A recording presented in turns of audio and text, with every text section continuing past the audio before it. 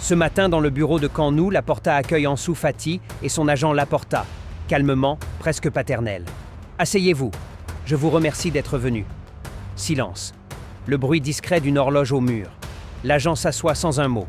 Ansu reste debout, les yeux dans ceux de Laporta. Ansu Fati. « Président, allez droit au but. On sait pourquoi on est là. » Laporta, soupirant. « Ansu, tu es un enfant de la maison, un symbole. Mais aujourd'hui, cette maison est en feu. Et pour la sauver, parfois, il faut laisser partir les plus précieux. » Agent, brusquement. « C'est une blague ? Vous parlez d'un joueur qui a porté le 10 après Messi, le futur du Barça. » Laporta, le regard fixe, mais la voix tremblante. « Je n'ai jamais dit que c'était facile.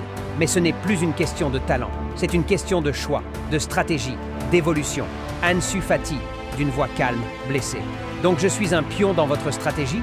Laporta. « Non, Ansu. Tu es un roi. Mais parfois, même les rois quittent le champ de bataille pour renaître ailleurs. Ici, tu n'es plus libre. Tu es enchaîné par l'attente, par les blessures, par l'ombre des géants. » Agent, debout, furieux. « C'est une trahison. Vous le jetez comme un vieux gant, après tout ce qu'il a donné. » Laporta, le coupant, les yeux brillants. « Je ne le jette pas. Je lui rends sa liberté. » Ansu baisse les yeux. Il touche doucement le maillot encadré. Une larme silencieuse coule. Ansu Fati, d'une voix cassée. « J'ai grandi ici. J'ai rêvé ici. Mon premier but, mon premier chant dans les tribunes.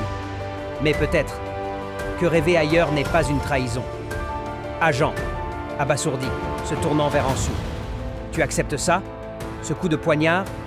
Ansu Fati, le regard vers le ciel. « Ce n'est pas un coup de poignard, c'est un passage. Et le Camp Nou sera toujours ma maison.